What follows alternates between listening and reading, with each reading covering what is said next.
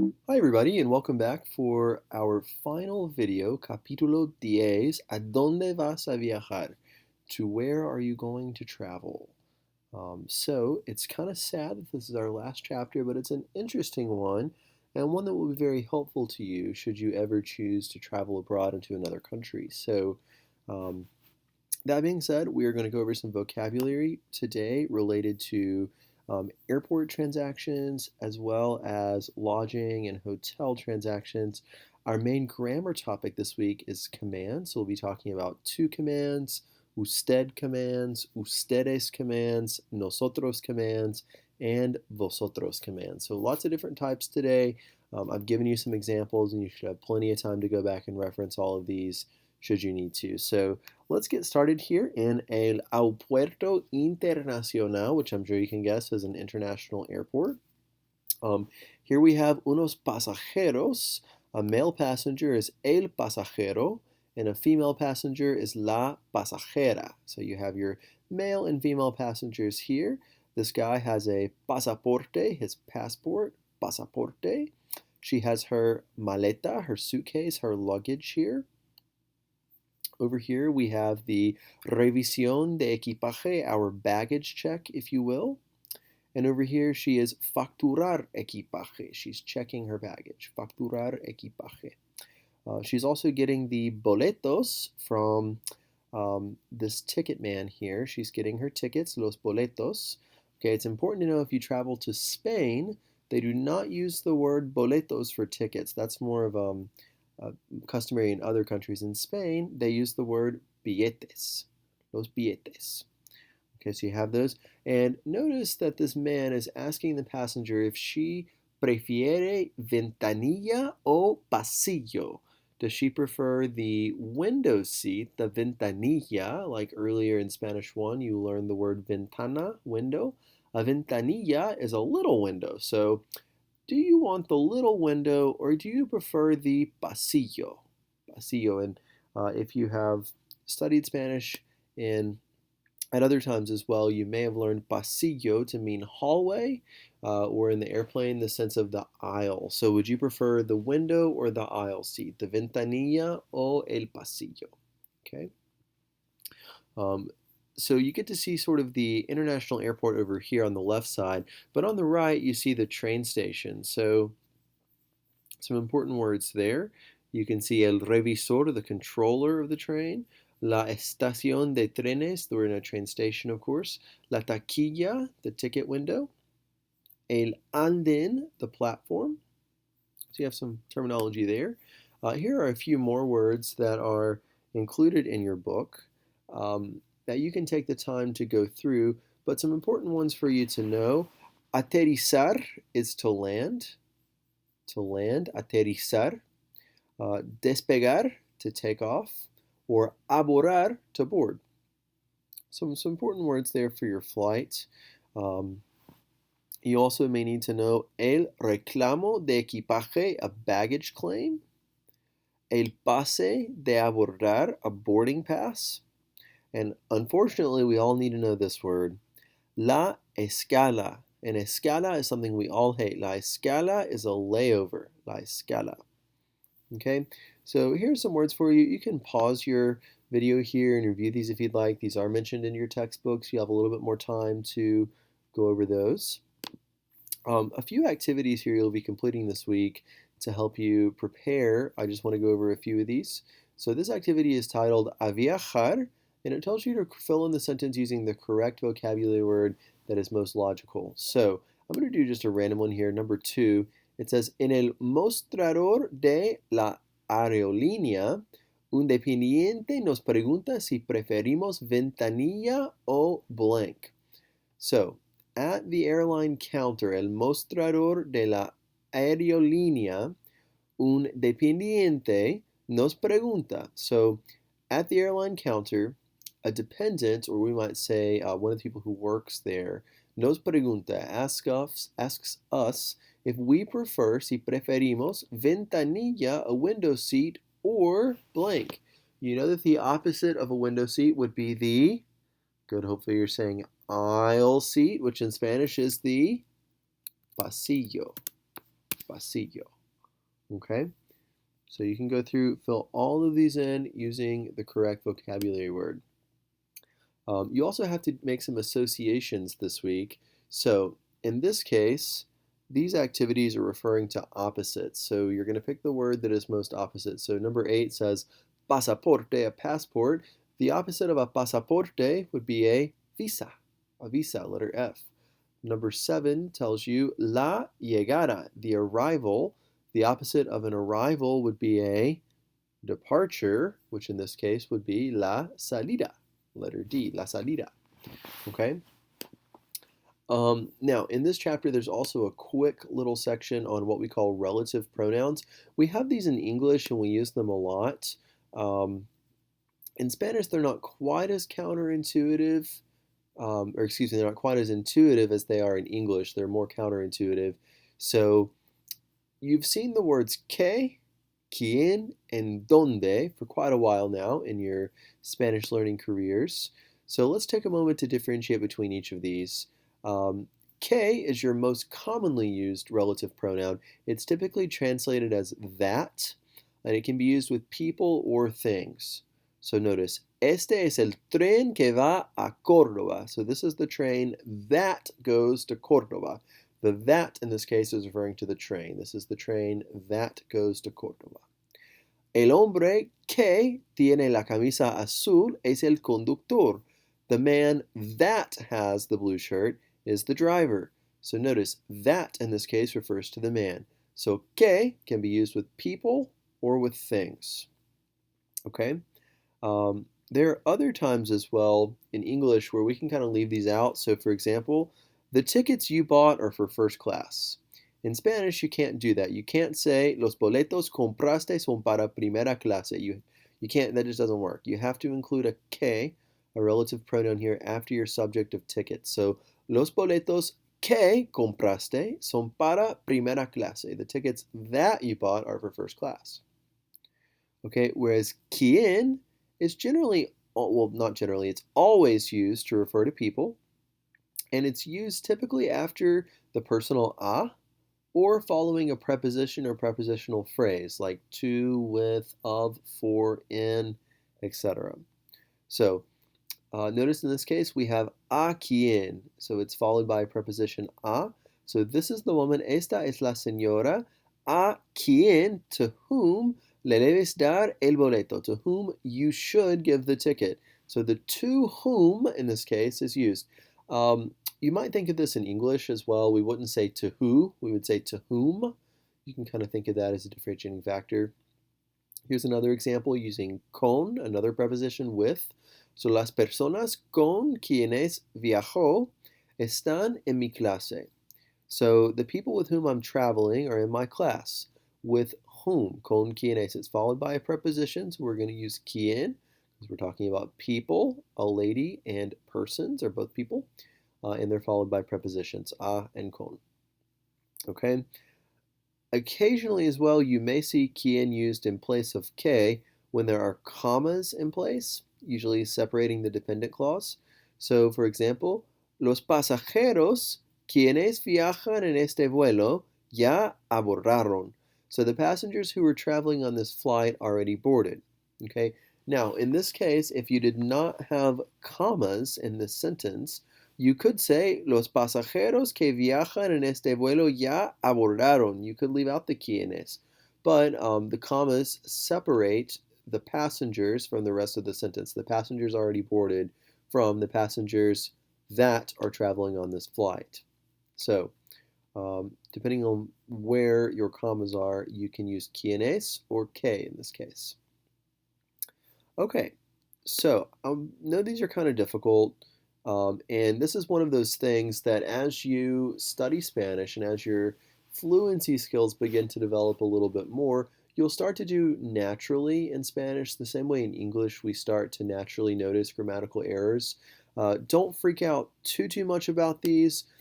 In the same way that when people in English say who instead of whom, or maybe end a sentence in a preposition, and you still understand them, the same thing happens in Spanish. People are still going to understand what you mean if you mix these up. Not to say they're not important, because they are, but just don't freak out if you miss a couple of these. Okay, so I'll do a few examples with you just to get you comfortable here.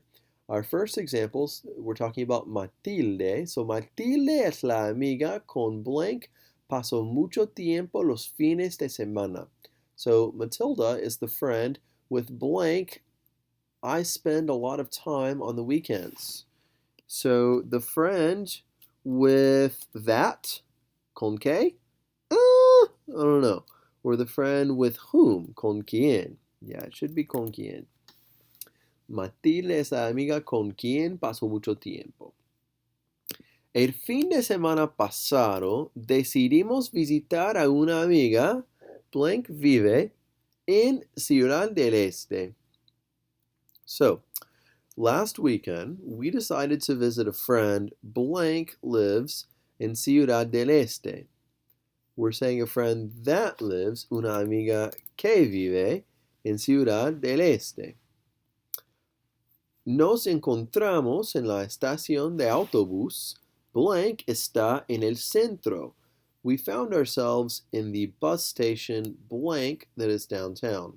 So we're saying that is downtown. So que está en el centro. Okay? I think you can go through and continue doing the rest of these on your own. Just giving you some ideas there. In real life, you will use these probably to combine some sentences, okay? So look at the example. Tengo una maleta. I have a suitcase. La maleta es muy grande. So they combine this sentence. Rather than saying I have a suitcase, the suitcase is very big, they combine the sentence to say I have a suitcase that is very big. Just one sentence. So tengo una maleta que es muy grande. Look at number one. Tengo el boleto. I have the ticket. Or if you're in Spain, tengo el billete. So I have the ticket. Compré el boleto en la taquilla. I bought the ticket in la taquilla, in the ticket booth. So if I were writing the sentence to be one full statement, I could say, I have the ticket that I bought in la taquilla. So tengo el boleto is still the same. I bought, or I have the ticket. Tengo el boleto that I bought blank, compré en la taquilla. So still, I have the ticket that I bought. Am I going to use donde, que, or quien? Well, you know quien means who, and we're not talking about any people here, so can't be quien. We know that donde means where. Let's try that. I had the ticket where I bought in the ticket booth. Probably not the best bet. I have the ticket that I bought, el boleto que compré. Okay, so you can go through and figure out the rest of these. Now, we're going to take a brief moment to segue into commands, which was our other major learning objective for this chapter. And of course, you need to remember the box. Hopefully, after being with me for a while, you are very familiar with this box. You should know that yo means I, tú is you informal, él is he, ella, she, and usted, you formal. Nosotros, we, vosotros, you all or y'all, only used in Spain. Ellos, they masculine. Ellas, they feminine. And ustedes, you all, or from the South, we say y'all. Okay, so you have those. As we're looking at two commands typically use this third person singular box, what my students like to call the he, she box. So if I'm commanding someone in the to form, remember to means you informal. So when you're commanding someone with the to form, you're probably talking to a friend or a colleague, someone with whom you would use a more informal type of speech. Okay, so if I'm telling someone to speak, hablar, I'm going to conjugate this in the he, she form, and my command becomes habla, habla, talk. Okay, I want you to try one. What about comer? If I'm commanding someone to eat, comer in the he or she form would become, good, hopefully you're saying, come, come in the he or she form. Try one more. What about escribir? What would it become? Escribir would become, oh, very good, escribe. Escribe, awesome. Now, if they were all that easy, that would be great. Like everything else you learn in Spanish, there are irregulars for these commands. There are only 8 of them, and the easiest thing to do here is memorize. From looking at hacer, you would think the command would become hace. You just put it in the he or she box, H-A-C-E, hace. Unfortunately, it doesn't work like that. Hacer is an irregular. Hacer becomes haz, H-A-Z. Poner becomes pon. Salir becomes sal. Tener becomes ten. Decir becomes di. Ir becomes ve. Ser becomes se. And venir becomes ven. I'll never forget my high school Spanish teacher. Anytime we were in trouble, she would yell at us and say, Ven aquí, come here, ven aquí ahora, ven aquí, come here, come here. A mother might say to her child, Sé bueno, or Sé buena, be good, behave, Sé bueno, right? A common refrán that you see is, Di la verdad, tell the truth, di la verdad. Okay, so we've talked about those 2 commands. Positive 2 commands are going to use this bottom left he, she box conjugated normally, meaning AR verbs use the AR endings, ER verbs use the ER endings, and IR verbs use the IR endings. So you're wondering, Mr. Harrison, why are you telling me if they just use the normal endings? Well, negative 2 commands are a little different, and in this respect, positive 2 commands convey that you should do something, like hablar, talk, comer, eat, escribir, write. Whereas negative 2 commands tell you something you should not do, something you should, like we would say, don't. So hablar, no hables becomes don't talk, okay, something you should not do. Now, the common rule with all of these commands, but particularly the negative commands and the usted, ustedes, and nosotros commands, you're always going to use this little rule. It's kind of a jingle. So you're going to form the yo, drop the o, and add the opposite ending. So the yo form of hablar, you all know, is hablo. I've taken off my AR and formed an O. I'm going to drop my O, and you'll understand why we have to form this yo form in a moment. So form the yo hablo, drop the O, and add the opposite ending. Now, hablar is normally an AR verb, okay? So when I say opposite endings, instead of adding the to form of hablas, I'm going to add the opposite ending, meaning that AR verbs are going to use the ER-IR endings, and ER-IR verbs are going to use the AR endings. So instead of no hablas, it's going to become no hables. Okay, so don't talk, no hables. No hables, don't talk. Okay, I want you to try a few of these, and these are hard. So we'll try one like comer, again, which is to eat. Remember, you should form the yo, so we get como. We're going to drop the o. Como, drop the o. Comer is normally an ER verb, so I'm going to add my opposite ending. Instead of adding es, I'm going to add as. Okay, so comer, no comas, don't eat, no comas, negative 2 command. What would escribir become? So form the yo, escribo, drop the o. It's normally an IR verb, which means I would normally have no escribes. However, I use my opposite ending, so it should be no escribas. No escribas. Don't write anything. No escribas. Okay? So you have, again, your positive 2 commands, which are going to use your bottom left box, the he, she box. Your negative 2 commands, which are going to use the regular 2 box, but with the opposite ending. Now we're going to talk about usted, ustedes, and nosotros commands. In the same way that you would use the usted form to talk with someone whom you're trying to show respect, you're going to only use usted commands when you're commanding those people to do something, okay? I commonly see these usted commands used in situations that require eating. So let's say you are speaking to someone whom you want to be respectful to, but you're saying, oh, eat, please go ahead, don't wait on me. You're going to use the usted form, right?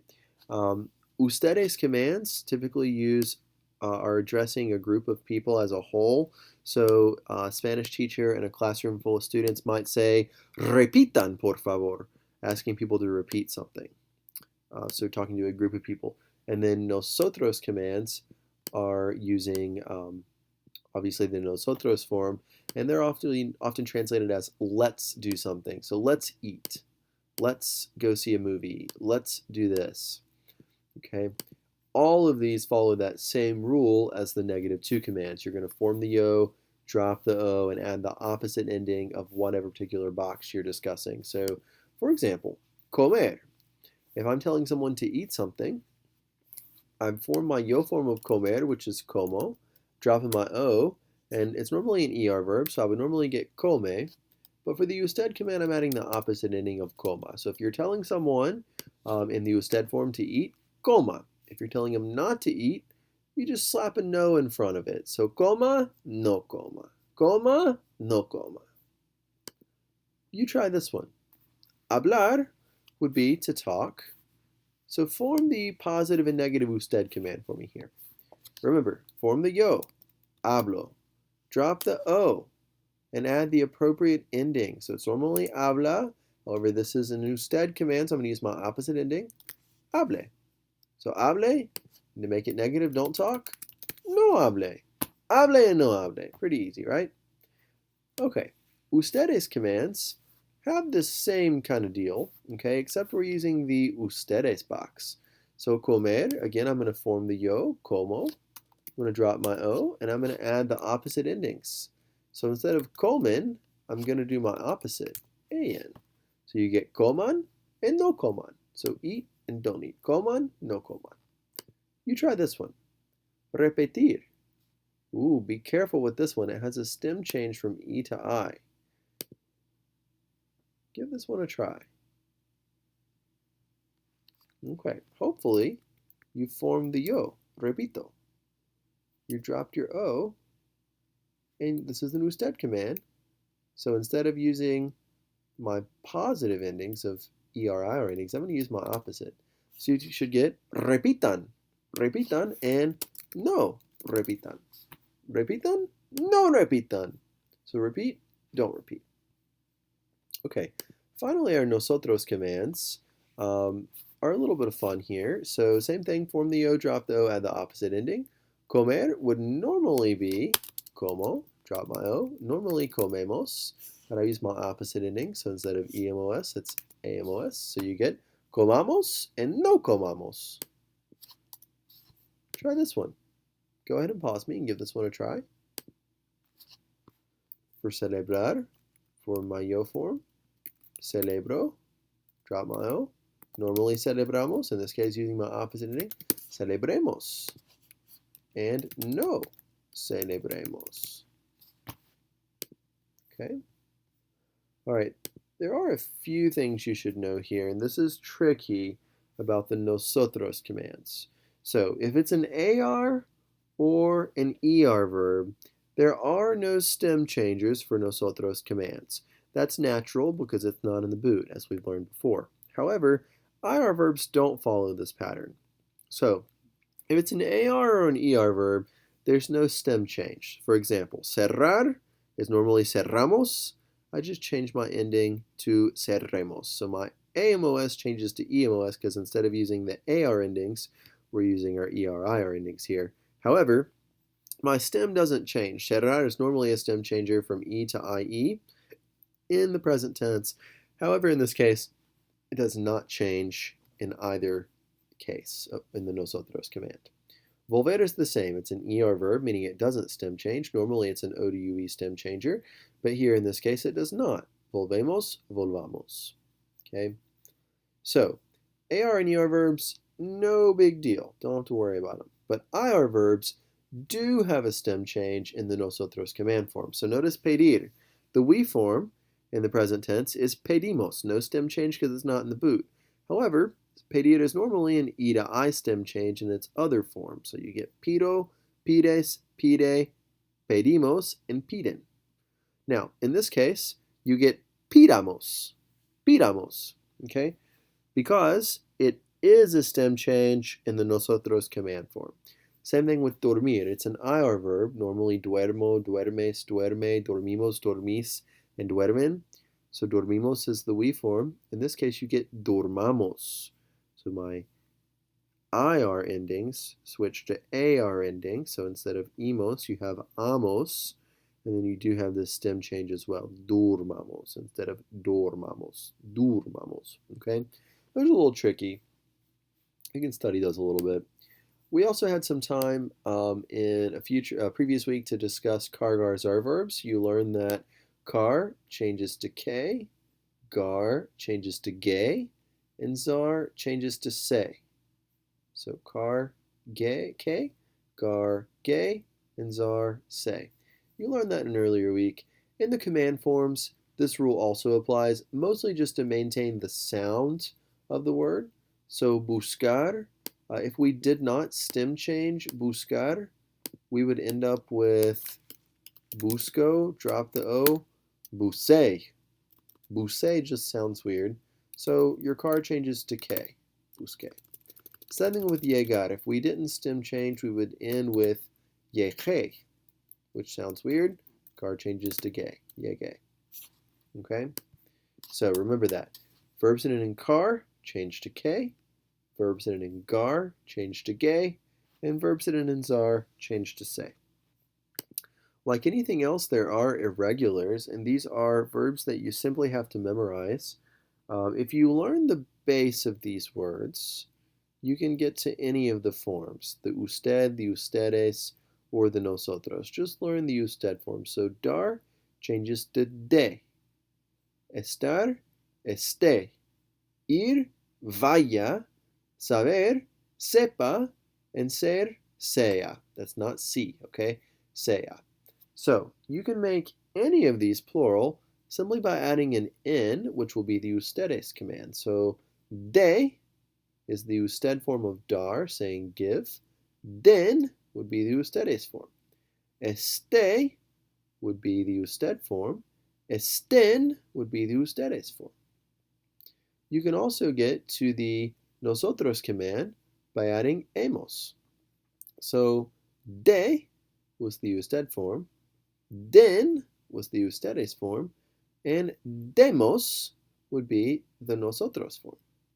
Take another example here. Ser, se, sea was the usted form. Sean would be the ustedes form. And seamos would be the nosotros form. Now I want to be clear. This is not si or Sean, okay? Sea, sean, and seamos. Okay? And then vosotros commands. Remember, you only use the vosotros form if you're in Spain. The same is true here. Vosotros is commanding a group of people, at least 2 or more friends and family members, to do something. To form a positive vosotros command, this is probably the easiest one of all, honestly, you just lose the R from the infinitive and you add a D. So cerrar, to close. If you're commanding a group of people to close the door, cerrar la puerta. So you lose your R, you have C-E-R-R-A, and you add a D. Cerrar. Hacer, lose your R, haced. Ir, lose the R, id. So these are pretty easy. Your negative vosotros commands are pretty easy as well. Form the usted command. So cerrar, take off my AR, form the yo, drop the O. Normally an AR verb, so I add an E. So seré would be the usted form. Seré, C-E-R-E.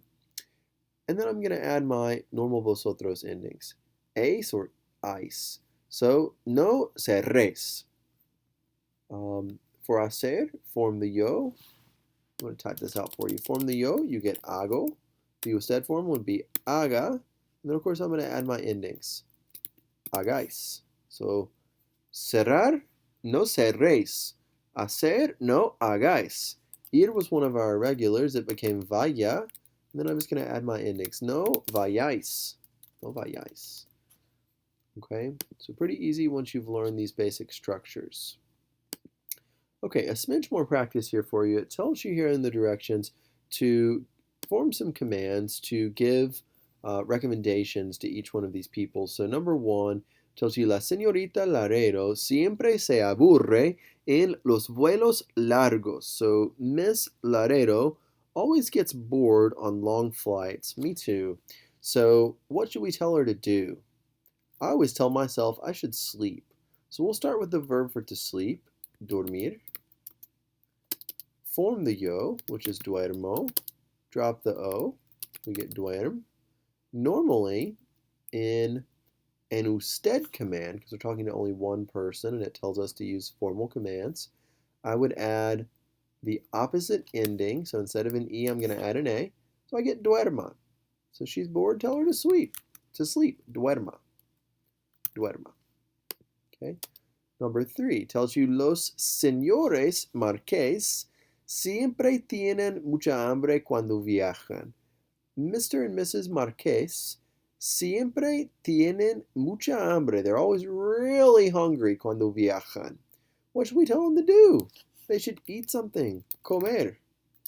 Form the yo. Como. Drop the o and add the opposite ending. Now, notice there's multiple people here, Mr. and Mrs. Marquez. So I'm not just using a plain old usted command, which would address one person. So I cannot just say coma, because that would just tell one of them to eat. I want to tell them both to eat, which would be coman. And if you want to be technical, coman antes, eat beforehand, or just coman. Okay? I think you can get the hang of these. I'll do a couple more examples for you. This activity relates to nosotros commands. It tells you a donde quieren ir, to where would they like to go. And one person says, vamos a Cancún. Let's go to Cancún. And student 2 says, buena idea. What a great idea. No vayamos a Cancún, vamos a Puerto Rico.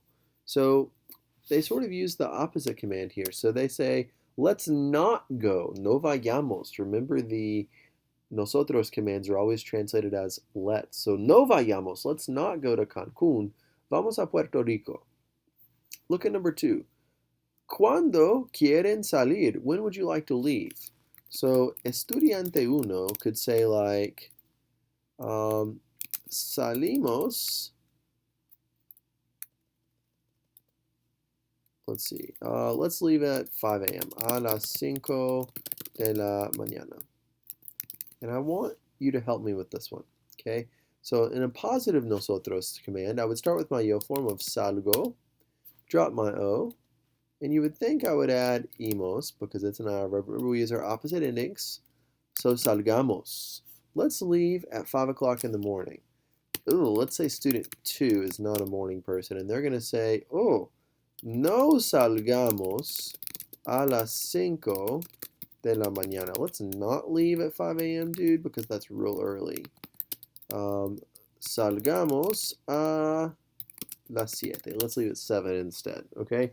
So in this case, you arrived at salgamos because of the nosotros command. Now, be careful.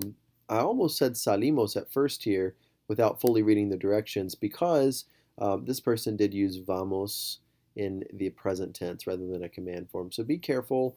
Your answers here at the end are looking for a nosotros command, which is what the directions tell you. So in real life, the present tense would often be used here to communicate these same things, but in this particular activity, they want to see you using the nosotros commands. So please be careful with that as you're doing this activity in your book.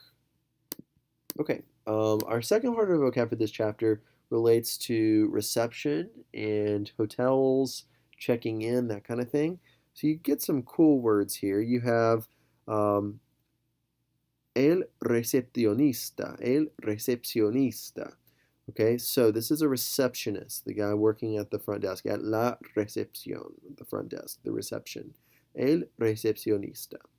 He is handing los huéspedes, the guest. You have el huésped, the male guest, and la huésped, the female guest. They're receiving the llave, the key to their room.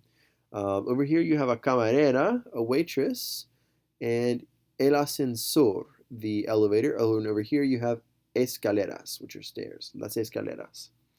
There's also a sign here with lots of cool terminology. There's a restaurante, a restaurant that way, a sauna that way, and a piscina, a pool that way.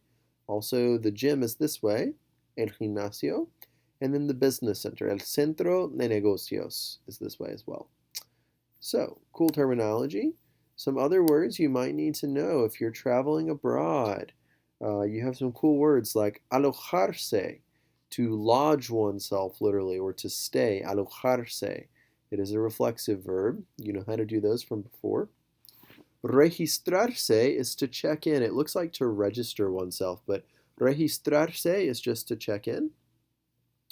Um, Over here, you have some important words as well. You might need to speak to a gerente, a manager, a gerente. If a room is vacant or available, it will be disponible, disponible, available. And you have some terminology related to types of rooms. A room is an habitación, a habitation, an habitación. You can have a single room, an habitación sencilla, a double room, an habitación doble, or a triple room, an habitación triple. These are all here for you. Okay? Finally, this is kind of funny to me. Lots of hotels today, one of the things we look for is Wi-Fi, right? We want to constantly be connected. Um, your book uses the term el internet inalámbrico to refer to wireless internet. El internet inalámbrico, which I just thought was the funniest thing. Anytime I've ever been studying abroad, I've always seen it called Wi-Fi, which you're familiar with. We say Wi-Fi, right, in English, but Wi-Fi if you pronounce it in Spanish. ¿Tienen Wi-Fi? ¿Tienen Wi-Fi? Do you all have Wi-Fi? ¿Tienen Wi-Fi? ¿Tienen Wi-Fi? Do you have Wi-Fi? Okay, Wi-Fi. Or if you want to be formal, el internet inalámbrico. Okay, again, you have some vocab application. I think you can handle these, so I'm just going to do one example for you. Number one says, para entrar en nuestra blank, necesitamos una llave. To enter in our blank, we need a key. To enter in our, what do we need? To enter in our room, our habitación. To enter in our room, you need a key. This is great practice for your oral interview, which you will have towards the end of our course. Number one, ¿cuándo fue la última vez que te alojaste en un hotel? ¿Por qué te quedaste allí en el hotel? ¿Y recuerdas cuándo pagaste por la habitación? Okay, so when was the last time that you stayed in a hotel? I'm going to say, me alojé en un hotel el mes pasado. I stayed in a hotel last month. Why did you stay in the hotel? Me quedé en el hotel por las vacaciones. So I stayed in the hotel because of vacation. I could say porque fui de vacaciones. I went on vacation, or however you want to say that. Notice the question is asking always in the to form. Te alojaste? Did you stay? I answered in the yo form. Me alojé. I stayed. ¿Por qué te quedaste? Why did you stay? Te quedaste. I answered in the yo form. Me quedé. I stayed. Okay? And recuerdas cuánto pagaste por la habitación? Do you remember how much you paid for the room?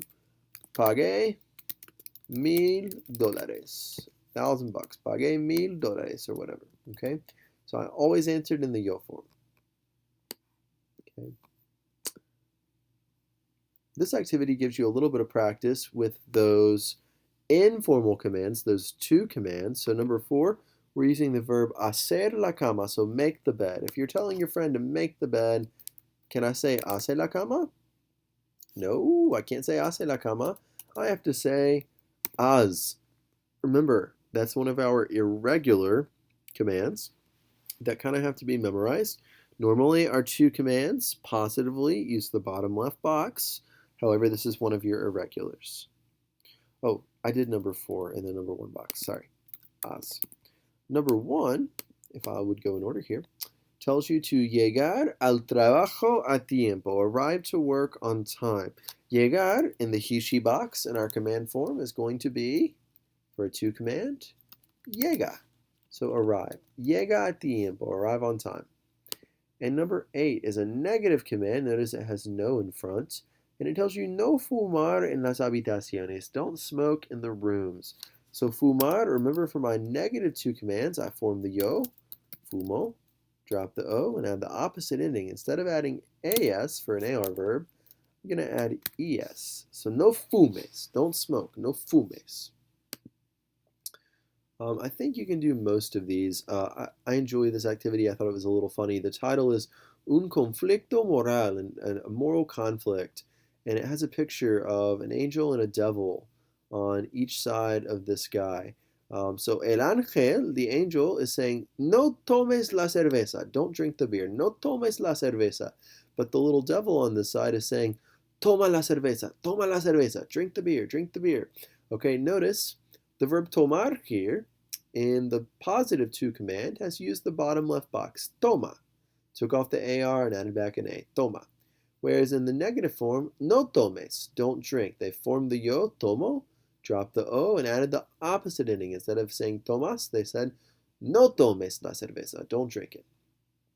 Okay, I want to pick on this lady here in number 2. We can have a positive and a negative command. Our positive command, the ángel, the angel, is going to say, the positive command, the devil is going to say, eat the cake, eat it, eat it. Okay? Oh, and notice it says, feliz cumpleaños, abuelita. Happy birthday, grandma. So, we're going to say, eat the cake, eat it. So, comer in the to form is going to be come. Come, eat the cake, come el pastel. The negative command is going to say, don't eat it. In which case, the little devil is going to say, or the little angel is going to say, no coma el pastel. Notice, for comer, we're going to form the yo, drop our O. Instead of adding es, our typical ending for an ER verb, we're going to take that off and add as. So, come el pastel, eat the cake. No comas el pastel, don't eat the cake.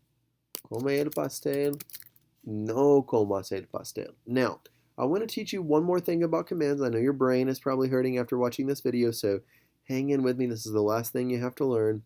Now, if you want to shorten these, instead of saying eat the cake, don't eat the cake, we could say eat it.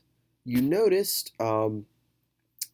about in a previous chapter we learned direct object pronouns, which are translated as it or them. In this case, our direct object pronoun to replace cake to say eat it is going to be lo. So when I do these with commands, I attach them to the command. So you get comelo, comelo, with an accent here on the O. So comelo, comelo. Put the accent on here for you. Comelo. When I'm saying don't eat the cake, my cake, el pastel, still changes to lo. However, it's incorrect Spanish to say no comas lo. Your indirect object pronoun always comes immediately before your verb. So you should have no lo comas. So cómelo and no lo comas. So eat it and don't eat it. Cómelo and no lo comas. That's what this next slide is actually about. So these are often used in English all the time. So put it in the closet. Do it right now. Okay, we're using it and them, in which case it's always attached to my verb. So ponla, put it, en el armario, in the closet, or hazlo, do it. Whenever you have a negative command, as I said, your object pronoun is going to go before your verb. So compra los chocolates, buy the chocolates, pero no los comas, don't eat them. Notice the los here is referring to los chocolates, the chocolates. So buy the chocolates, but don't eat them. No los comas. Now, there are situations where you will have multiple pronouns in the same sentence. You may have an indirect object pronoun and a direct object pronoun. For example, es mi suéter. It's my sweater. My sweater. No te lo pongas. Don't put it on. So in this case, there is a reflexive verb, ponerse, which has been put in the negative to command. No pongas. Don't put. No te pongas, don't put it on yourself. Now, I'm talking about the it of sweater, which is masculine singular, so I've used lo to replace it. And you end up with no te lo pongas, don't put it on, no te lo pongas. A little rhyme that may help you is indirect, then direct. So your indirect object pronoun always comes first before your direct object pronoun. This applies to both positive and negative commands. So for example, busca la llave, look for the key, and tráemelo. So tráemelo comes from the verb traer, T-R-A-E-R, which means to bring, and it's been conjugated in the to form, trae. So look for the key, and trae, bring me it. Tráemelo.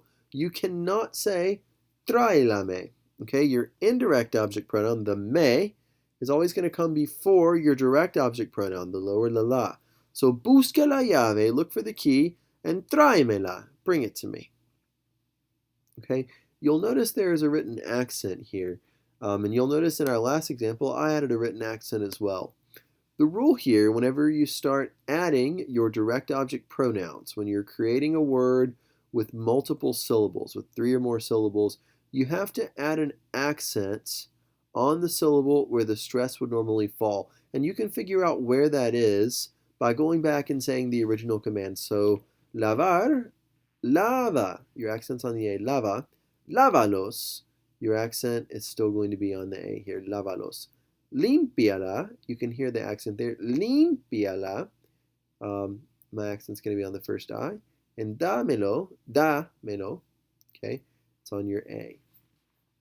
Over here, cómelo, it wasn't comelo, it was cómelo, okay? So wherever your spoken accent is, that's where you're going to end up putting your written accent as well. It's usually the first syllable, but not always. Here's some examples for you to try. Number 1, ask you if pongo tu maleta allí. Should I put your suitcase there? Now, the best thing to do for these is to write the positive and the negative command for each one. It gives you practice and it helps you see which one's here. So should I put your suitcase there? Yeah. Sí. Put it there. Pon la allí. Okay, so that might be an answer. Yeah, put it there. Or let's say if it's not an answer, let's go ahead and write the negative one. No la pongas. Okay, so notice my la went before my conjugated verb because your object always has to come before.